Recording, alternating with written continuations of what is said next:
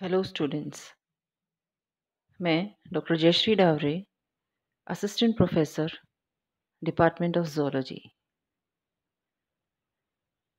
आज हम पढ़ने जा रहे हैं BSc part first, paper third, unit first का last topic, nucleus and nucleolus.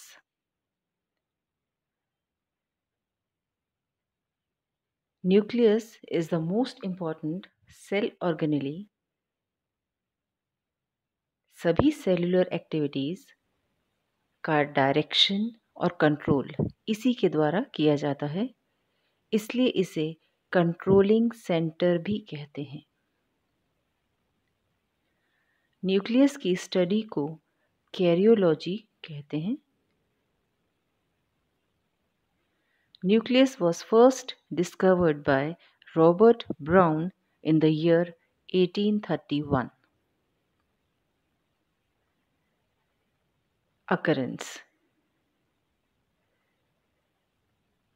सभी यूकैरियोटिक सेल्स में clear and well organised nucleus with nuclear membrane present होता है, except in mature RBCs of the mammals. Bacteria, virus और blue green algae में, या यूं कहें कि प्रोकैरियोट्स में वेल ऑर्गेनाइज्ड न्यूक्लियस नहीं होता, क्योंकि इसमें न्यूक्लियर मेम्ब्रेन एब्सेंट होती है और इसके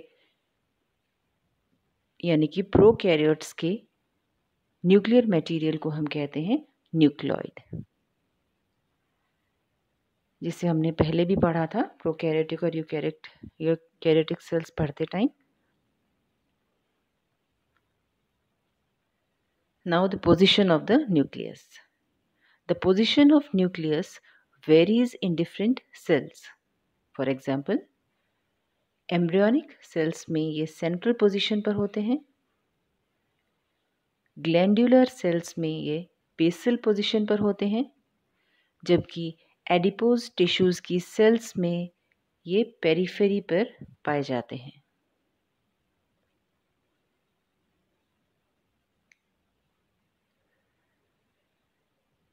एक सेल में कितने न्यूक्लियस पाए जा सकते हैं, ये हम देखेंगे।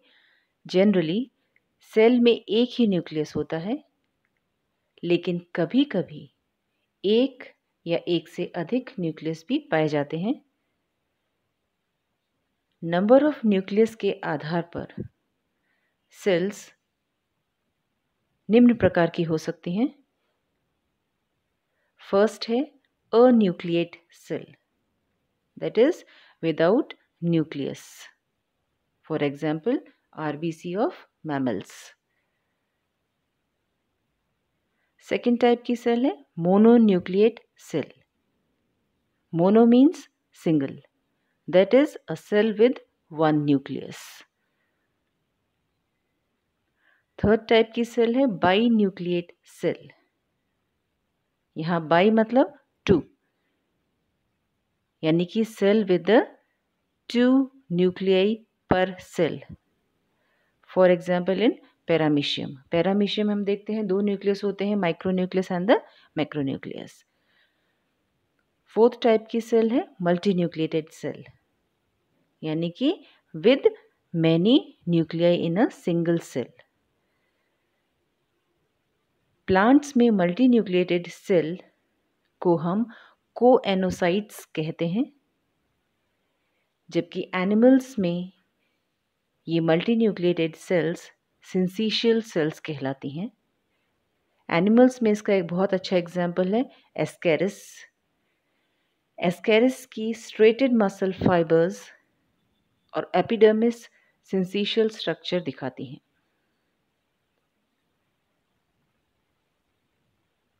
Now comes the shape and size of the nucleus.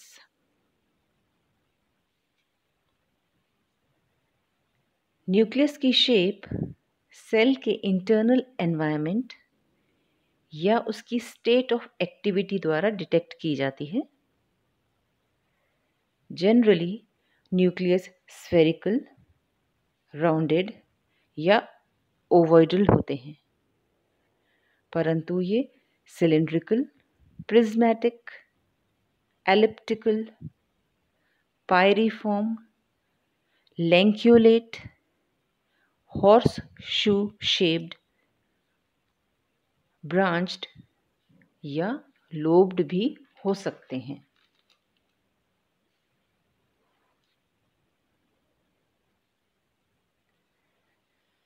The size of the nucleus is usually correlated with the number of chromosomes. यानी कि न्यूक्लियस का साइज उसमें प्रेजेंट क्रोमोसोम्स की संख्या पर डिपेंड करता है। जिन न्यूक्लियाई में ट्रिप्लॉइड या टेट्राप्लॉइड सेट ऑफ क्रोमोसोम्स होते हैं, वे डिप्लॉइड क्रोमोसोम्स वाले न्यूक्लियाई से कंपैरेटिवली बड़े होते हैं।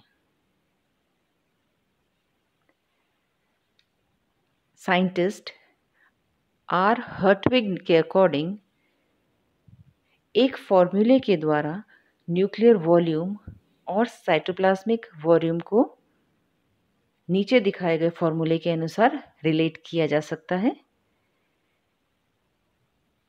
जहां पर NP किसको डिनोट कर रहा है? NP stands for nucleoplasmic index, Vn stands for volume of the nucleus, and Vc is equals to volume of the cytoplasm. Therefore, in the growing cells, the volume of the nucleus increases with an increase in the volume of cytoplasm.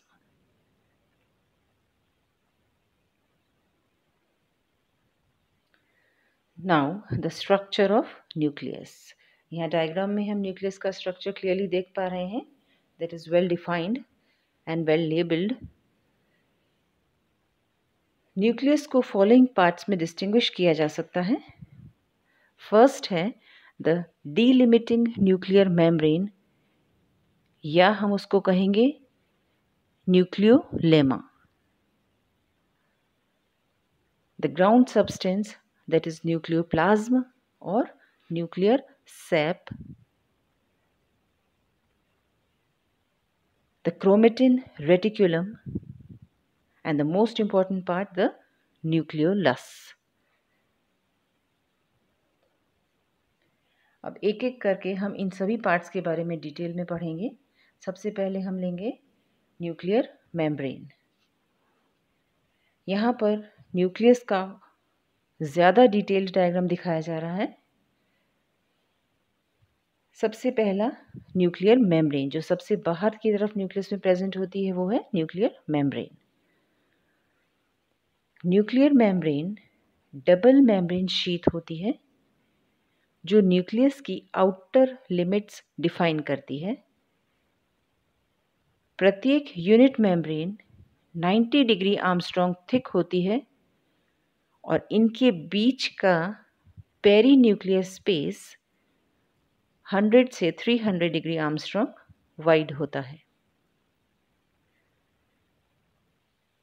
Nucleus की outer membrane को outer nuclear membrane या एक्टोकैरियोथिका भी कहते हैं।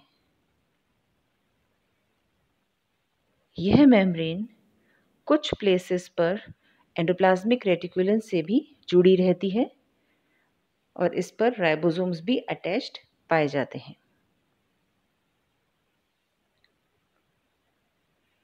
Nucleus की inner membrane को inner nuclear membrane या एंडोकैरियोथिका भी कहते हैं। राइबोसोम्स की एब्सेंस की वजह से ये सरफेस स्मूथ होती है। इसकी न्यूक्लियर सरफेस पर स्पेसिफिक प्रोटीन्स होते हैं जो न्यूक्लियर लेमिना के लिए बाइंडिंग साइट्स की तरह एक्ट करते हैं, और ये बने रहते हैं प्रोटीन फिलामेंट्स और इलेक्ट्रॉन डेंस मटेरियल की फाइब्रस लेयर से।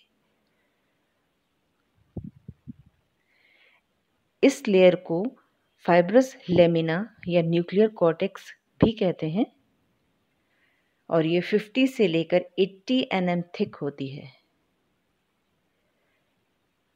ये क्रोमेटिन मटेरियल को अटैचमेंट्स प्रोवाइड करते हैं।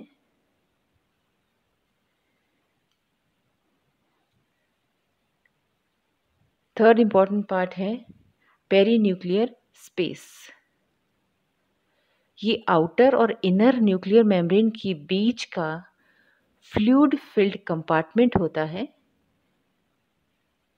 जो 10 से 30 nm वाइड होता है।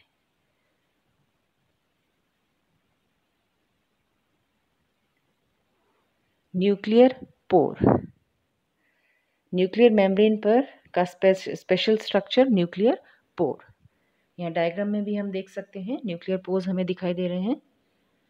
न्यूक्लियर एनवेलप पर जगह जगह पर पोर्स पाए जाते हैं, जिन्हें सबसे पहले ईयर 1950 में कैलन और एस टॉमलिन ने देखा था।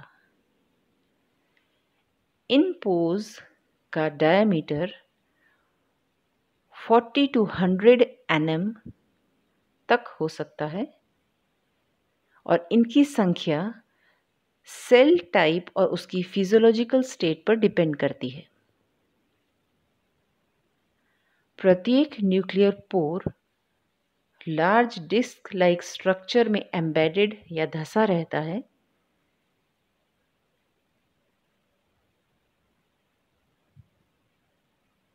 जिसे न्यूक्लियर पोर कॉम्प्लेक्स कहते हैं।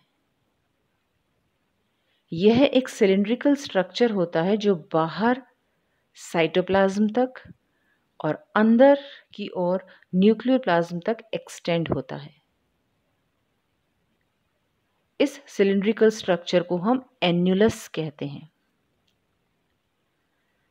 ये एन्युलस 8 माइक्रोट्यूब्यूल्स या एन्युलर ग्रेन्यूल्स का बना होता है, जो इसकी पेरिफेरी पर कॉन्फ़िगर्ड होते हैं। बीच में एक सेंट्रल ग्रेन्यूल होता है जो न्यूक्लियर पोर पर प्लग की तरह काम करता है, यानी कि उसको बंद करने का काम करता है। न्यूक्लियोपोर को आवश्यकता अनुसार खोला या बंद किया जा सकता है। The nuclear pores are concerned with the exchange of materials between nucleus and the cytoplasm.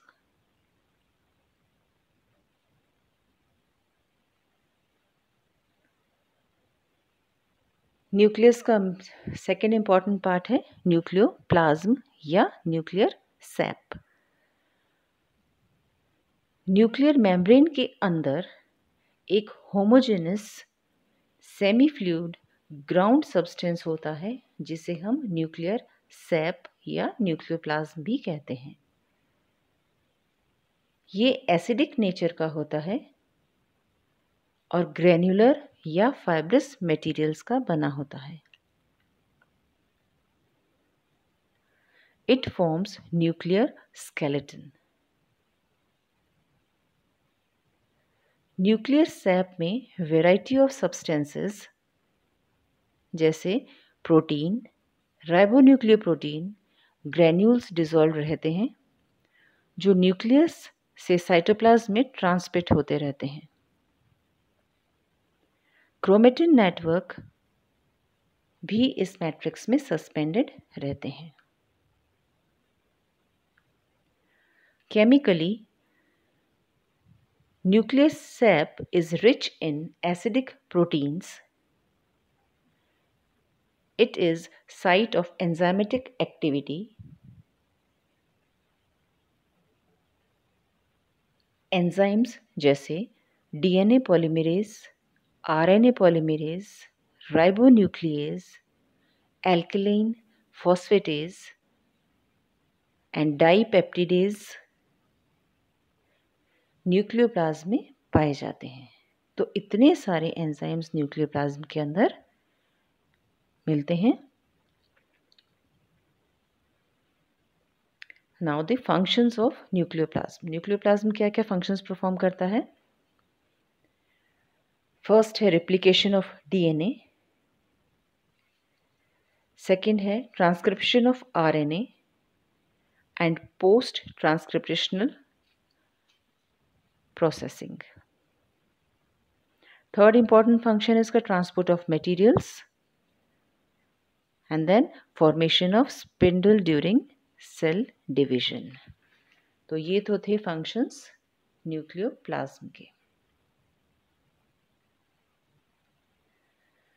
Now comes the most important part of the nucleus, that is nucleolus.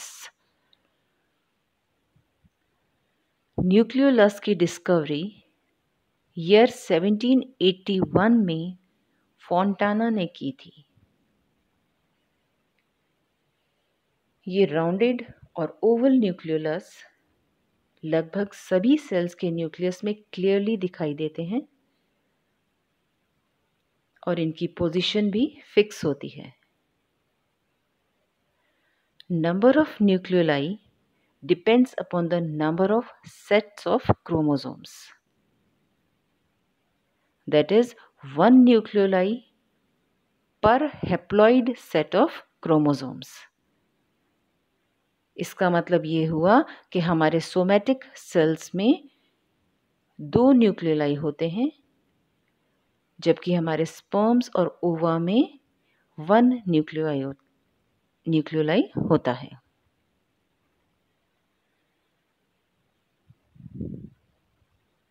Size of the nucleoli is related to the synthetic activities of the cell.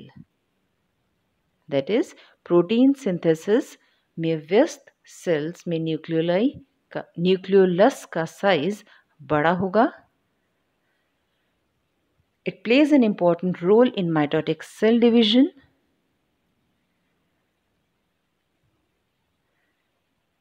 Nucleolus mainly proteins और RNA का बना होता है।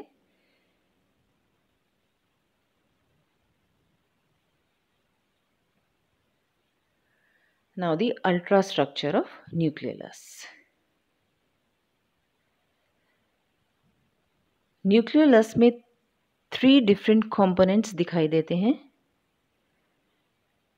First है amorphous matrix. ये proteinaceous ground substance का बना होता है और इसमें फाइब्रिल्स भी सस्पेंडेड रहते हैं। सेकेंड पार्ट है ग्रेनुलर जोन। ये न्यूक्लियोलस की पेरिफेरल लेयर बनाती है और 15 to 20 nm की राइबोन्यूक्लियोप्रोटीन ग्रेन्यूल्स की बनी होती है।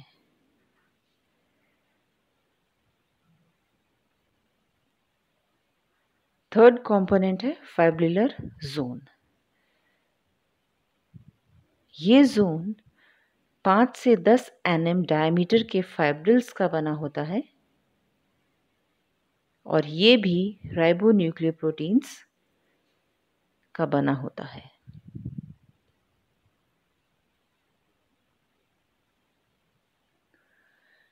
Nucleolus associated chromatin. ये part 100 degree angstrom thick fibrils का बना होता है। These chromatin fibrils occurs as perinuclear chromatin, जो न्यूक्लियोलस के पेरिफेरी पर या परिधि पर अरेंज्ड होते हैं। सेकेंड, इंट्रान्यूक्लियोलर क्रोमेटिन, जो न्यूक्लियोलर मैट्रिक्स में पेनिट्रेट करते हैं।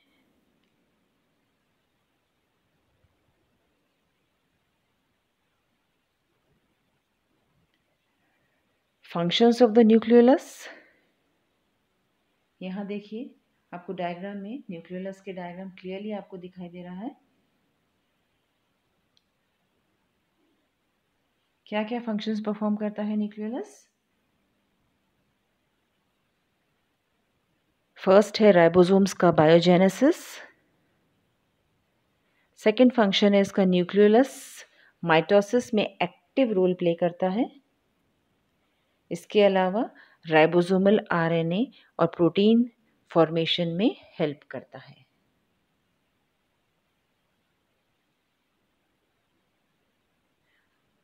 These are the important functions of the nucleolus.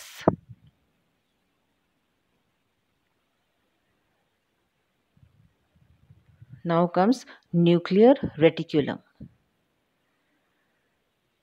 Nucleoplasm में बहुत सारे lightly stained thread like structures present होते हैं, जिन्हें हम क्रोमेटिन थ्रेड्स या क्रोमोनिमेटा कहते हैं। क्रोमोनिमेटा फाइन नेटवर्क के रूप में पूरे न्यूक्लियोप्लाज्म में विस्तृत रहते हैं एवं क्रोमेटिन रेटिकुलम कहलाते हैं। क्रोमेटिन रेटिकुलम को बेसिक डाई से आसानी से स्टेन किया जा सकता है। एक्चुअली सेल डिवीजन के समय क्रोमेटिन रेटिकुलम द्वारा ही क्रोमोसोम्स का निर्माण होता है।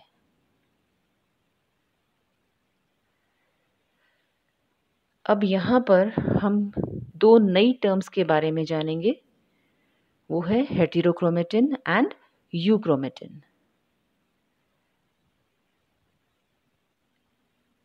सेंटर में कुछ स्थानों पर क्रोमेटिन रेटिकुलम कंडेंस्ड फॉर्म में प्रेजेंट होते हैं और डार्क स्टेन लिए होते हैं। इन्हें हम कहते हैं हेटेरोक्रोमेटिन। इनमें डीएनए की मात्रा कम और आरएनए की मात्रा बहुत अधिक होती है, जबकि यूक्रोमेटिन कम कंडेंस्ड होते हैं, वह लाइटली स्टेन्ड होते हैं। यूक्रोमेटिन में डीएनए की मात्रा अधिक होती है और आरएनए की मात्रा अपेक्षाकृत कम होती है। Euchromatin is transcriptionally active chromatin. किस में एक्टिव है? ट्रांसक्रिप्शन के प्रोसेस में।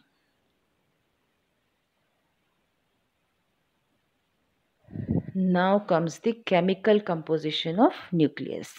यहाँ तक हमने न्यूक्लियस का स्ट्रक्चर के बारे में स्टडी किया था, उसके पार्ट्स के, उसके कंपोनेंट्स के बारे में। Now the chemical composition of nucleus. Nuclear material mainly nucleoproteins, कुछ एंजाइम्स और इनऑर्गेनिक सॉल्ट्स का बना होता है। न्यूक्लियोप्रोटीन्स 3 मेजर ग्रुप्स में देखे जा सकते हैं। कौन से हैं ये 3 मेजर ग्रुप्स? फर्स्ट है लो मॉलिक्यूलर वेट और basic proteins. These are the basic proteins of low molecular weight and fall in 2 categories, that is histones and protamines. Histones are chiefly formed of amino acids like arginine, lysine, histidine,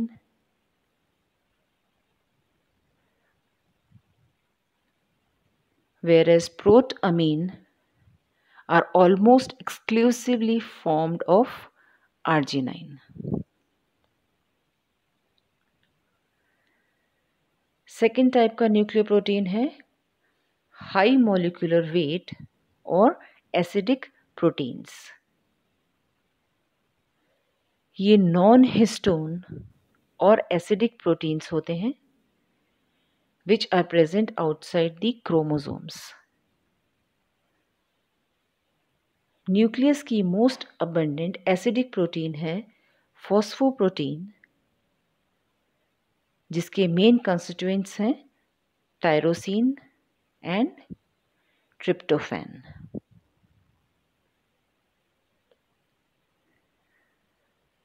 third type का nucleoprotein है nucleic acids. Nucleic acid mainly 2 तरह के होते हैं,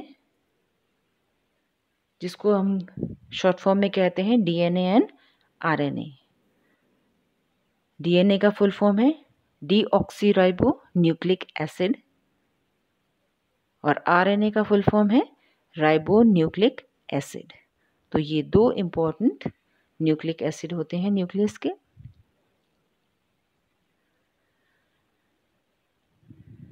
now the enzymes. Nucleus में बहुत सारे enzymes पाए जाते हैं। इनमें से कुछ स्पेसिफिक एंजाइम्स के नाम हम लेंगे यहाँ पर, जैसे DNA polymerase, pyruvate kinase, ribonuclease, nucleoside phosphorylase etcetera. Nucleus में पाए जाने वाले इनऑर्गेनिक सॉल्ट्स में कैल्शियम, आयरन, जिंक, सोडियम और मैग्नीशियम प्रमुख हैं।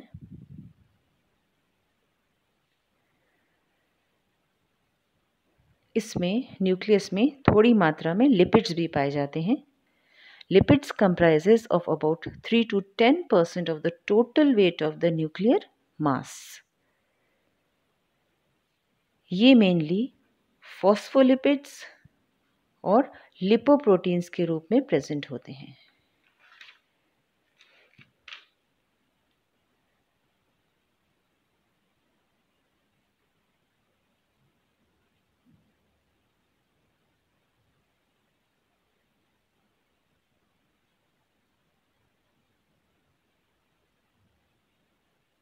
Now in the last, functions of the nucleus.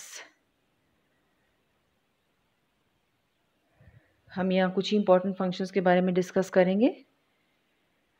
First इसका फंक्शन है control of all the metabolic activities and other activities of the cell, यानी कि सेल की समस्त मेटाबॉलिक एवं अन्य एक्टिविटीज का कंट्रोल न्यूक्लियस के द्वारा ही होता है। सेकेंड इंपॉर्टेंट फंक्शन है इसका न्यूक्लियस का, क्योंकि न्यूक्लियस के क्रोमोसोम्स में डीएनए होता है, इसलिए वह हेरिडिटी में इंपॉर्टेंट रोल प्ले करता है। इसके अलावा एम्ब्रियो के डेवलपमेंट के दौरान न्यूक्लियस सेल डिफरेंशिएशन को कंट्रोल करता है। नेक्स्ट फंक्शन है राइबोसोमल आरएनए का फॉर्मेशन न्यूक्लियस द्वारा किया जाता है। न्यूक्लियस की न्यूक्लियर मेम्ब्रेन परफोरेटेड होती है। वह न्यूक्लियोप्लाज्म व साइटोप्लाज्म के बीच सब्सटेंसेस का आदान प्रदान इन्हीं पोर्स के द्वारा होता है।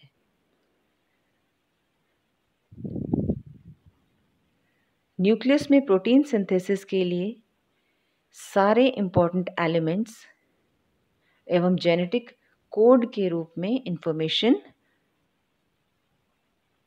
अवेलेबल होती है। तो न्यूक्लियस हेल्प करता है प्रोटीन सिंथेसिस में भी। सेल की जनरल मेंटेनेंस का काम न्यूक्लियस द्वारा ही किया जाता है।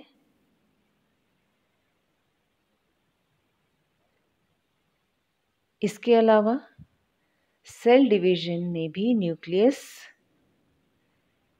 बहुत इम्पॉर्टेंट रोल प्ले करता है, या यूं कहें कि cell division is controlled by nucleus. इसके साथ ही हमारा आज यूनिट फर्स्ट खत्म होता है। Thank you students.